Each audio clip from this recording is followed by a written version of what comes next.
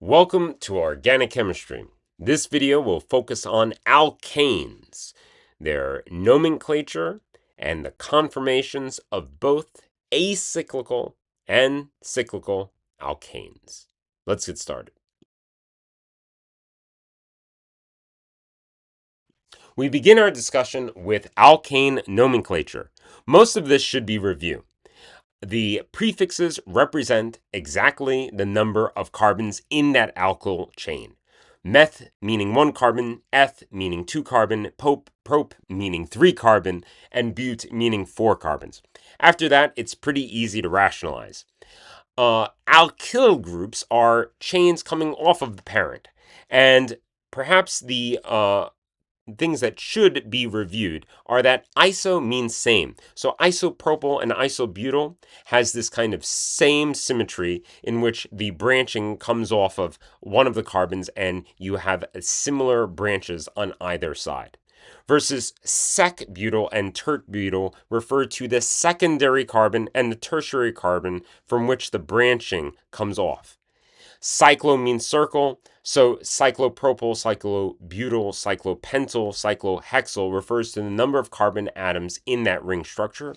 And of course, remember that a phenyl group is a benzene ring that is attached to a larger parent chain.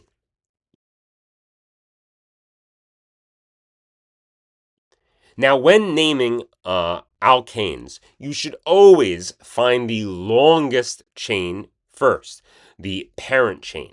But then, in addition to this, you should find the parent chain with the most number of substituents, that is, most branches that are substituted for hydrogen. Once you've found the longest chain with the most number of branches, substituents, you number to give the first substituent the lowest number. Sometimes the numbering may be equivalent. So if and only if all other things are equal, number the substituents alphabetically.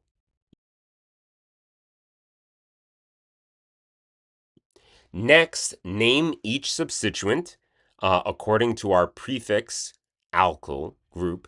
And then, if you have multiple substituents, use the prefixes di, tri, tetra, and so on. Substituents are organized alphabetically into the final name. But it's important to note that we do not consider di, tri, tetra, and so on as contributing to that alphabetical order, as well as any hyphenated prefixes, such as secondary, tertiary, sec, tert. But we do acknowledge iso and cyclo.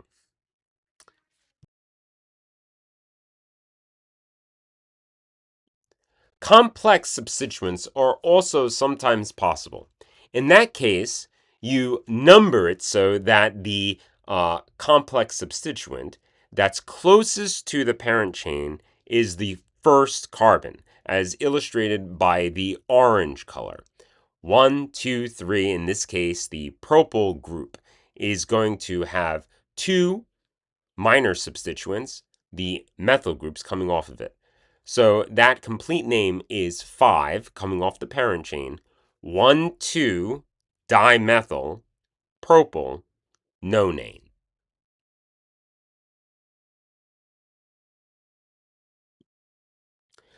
We now shift to conformations of acyclic straight chain alkanes. Here we begin with ethane at the top. And notice with the eyeball, we are looking at 2 carbon atoms, one in the foreground and one in the background. We can shift our perspective such that we rotate this 90 degrees and we look at the carbon atom directly. We see that there are 3 bonds to 3 hydrogens to that foreground carbon, and in the background, the other carbon represented by a larger circle so that we can see it behind it. And that also bonded to 3 hydrogen atoms. The Newman projection puts those 2 figures together, and here we have the most stable configuration of ethane, in which the hydrogens are staggered. What we see below is a potential energy plot of what may happen when the carbon atom in the background is rotated clockwise in the positive direction, right? The clockwise being the positive direction. So if we begin from the staggered position on the left and rotate it 30 degrees, then yet another 30 degrees, we get to the eclipse position. And the eclipse position shows where we have the most torsional strain. Torsional strain occurs when there's repulsion between eclipsed bonding pairs in relation to each other. If you look underneath the eclipsed Newman projection, what we see is a representation of our dihedral angle. A dihedral angle is composed of a 4-atom system. Here in purple, we see hydrogen bonded to carbon, bonded to carbon, bonded to hydrogen. And honestly, in the ethane molecule, we have a total of 3 dihedral angles. I have not highlighted the other, but you can clearly see with the hydrogens pointing away, bonded to the carbons, that would form a dihedral angle, and the hydrogens pointed toward us, bonded to the carbons, that would also form a dihedral angle. That conformation is completely directly connected with the eclipsed conformation, which is not as stable as the staggered due to those repulsions. Remember, repulsions increase potential energy while attractions decrease potential energy. And we can see the exact cost. The exact cost for each hydrogen and hydrogen eclipse bonding pair is 4 kilojoules per mole. Because we have 3 of these interactions, we have a total of 12 kilojoules per mole, in which that has been increased in energy. The eclipsed conformation is increased from the staggered conformation.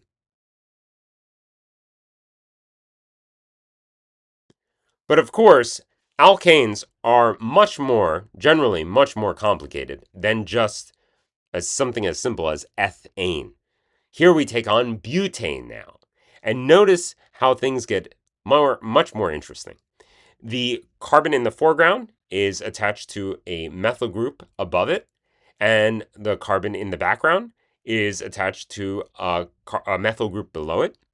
And the resulting Newman projection at the top right is illustrating the most stable conformer, in which we have a staggered configuration, but it's also associated with an antiposition. The antiposition is when the larger groups are equal and opposite to each other, right? Anti meaning opposite. Here we illustrate another possible form of repulsion, steric strain, when there's repulsion between overlapping electronic fields due directly to the size of those groups. So if the methyl group at the bottom attached to the background carbon in the antiposition is now rotated, if the carbon is rotated clockwise in the positive direction 60 degrees, we'll see that the methyl group comes and clashes with the hydrogen in front of it, attached to the carbon in the foreground. And that's going to add 6 kilojoules per mole. It's going to cost that much to raise it to that energy state. We also have at the top the methyl group attached to the carbon in the foreground, clashing with the hydrogen attached to the carbon in the background. So that eclipse state has a total of 14 kilojoules per mole associated with it. Notice the next configuration, the gauche configuration, also is associated with an energy cost because there's steric repulsion between the methyl groups. Furthermore, if we rotate again, we get the fully eclipsed least stable configuration in which the methyl groups are actually clashing against each other as well. And so notice we've got hydrogen to hydrogen torsional strain, but also methyl group to methyl group steric strain. And all of that leads to a higher energy state of 19 kilojoules per mole. Again, if we rotate, we get the gauche configuration, which is equivalent to the one to the left. And then if we rotate again, we get the eclipse conformation, again, similar to the previous eclipse. And if we rotate again, we return to the anti-configuration from whence we started. Neumann projections will be incredibly useful for understanding the conformations of straight chain alkanes. But for ring structures, we need to have a slightly different approach. We begin with analyzing cyclopropane. Note how cyclopropane has some torsional strain because those hydrogens at the top and the bottom are directly in reference to each other. They're eclipsing each other. And so that 4 kilojoules per mole is being multiplied at the top 3 times, and 4 kilojoules per mole is multiplied at the bottom 3 times. But we have also something else introduced here, because each of the carbon atoms should be sp3 hybridized. And that means their idealized bond angle should be 109.5. But in this shape, they are forced into a 60-degree bond angle. That introduces another kind of strain, another kind of higher energy state, because those orbitals are not really overlapping as much. They're not attracted as much. And so that means we are at a higher energy state of 90 kilojoules per mole. That's a pretty intense angle strain that has been added.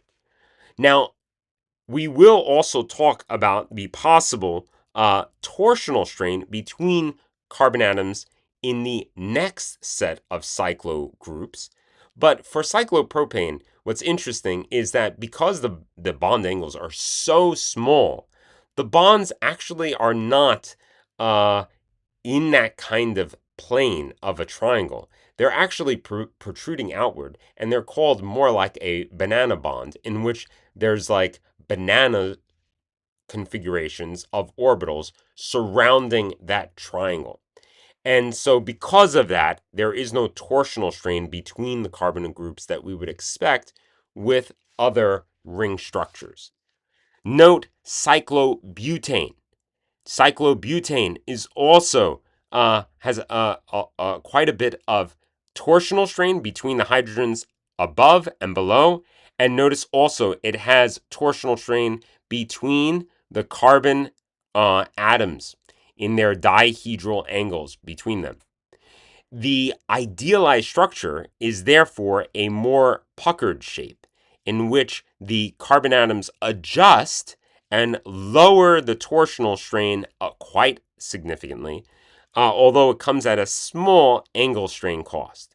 And you can see the total ring strain compared for the planar structure to the pucker structure is significant. We can also see the same thing happens with cyclopentane, but to a little bit more significant degree. The total ring strain for planar cyclobutane is only about 27 kilojoules per mole away from the pucker structure.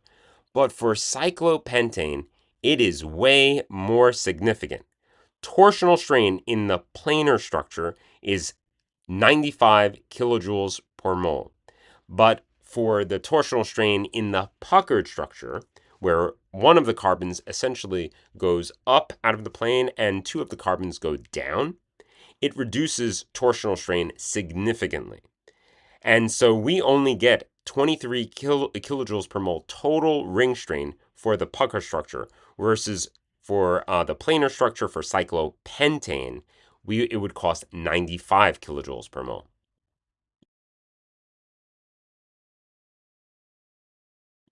So I think you can see where we're headed here, at least in a trend. And that is the smaller ring structures, definitely like cyclopropane, is deeply confined. But once we get to larger ring structures, we begin to see additional conformations such that for cyclohexane, the idealized structure is associated with no ring strain at all. And that's located at the bottom. These are chair conformations, and we will be drawing quite a bit of these in class. It's important for you to rationalize and begin drawing how these structures would look. Notice towards the bottom left, the idealized skeletal structure for cyclohexane. We can see that there are certain patterns in which there are pairs of bonds that are parallel to each other. They're just kind of in different configurations. So the red is parallel with red, the purple with purple, and the black with black. In the next slide, what we're going to see is how the hydrogen atoms change in their configuration based upon either being in axial position or equatorial position.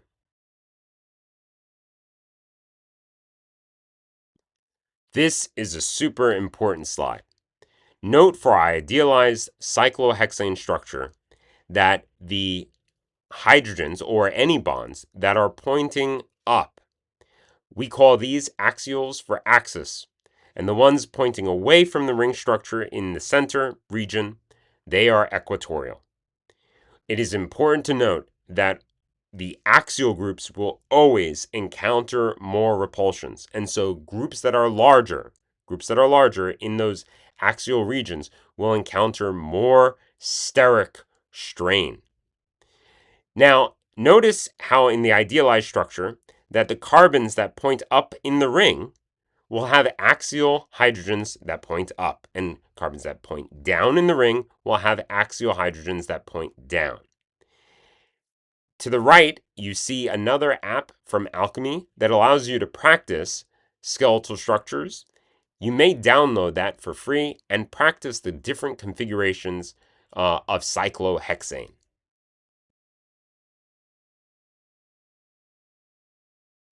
Finally, we conclude by noting how this will be utilized in practice. We take two cis-trans isomers, cis 1,4-dichlorocyclohexane and trans 1,4-dichlorocyclohexane. You can compare the structures, the skeletal structures, to the left, but you can clearly see when we draw a chair conformation, things are not as how they appear. If they're both in the up configuration and they're 4 carbon atoms away, in this case, what we will see is that the only way to correctly draw the cis conformer is such that we have a axial chloro group and a equatorial chloro group. So in terms of sterics, these structures will be of equivalent energy. However, when we draw the trans conformer, what we will see is that we will either have a higher energy configuration in which the chlorine groups are in the axial position, or a lower energy than the cis conformer as well, of the chlorine atoms in the equatorial position. Finally, it's important to note that Newman projections can also be drawn for cyclohexane. Notice how the eyeball is looking directly at the chain to the left, and it provides us the viewpoint to the lower left. In addition, we can also look at it at the chair from a different perspective, from kind of coming up and down, and we can see to the right, bottom right, the Newman projection for that cyclohexane also provided. Till next time, Crip.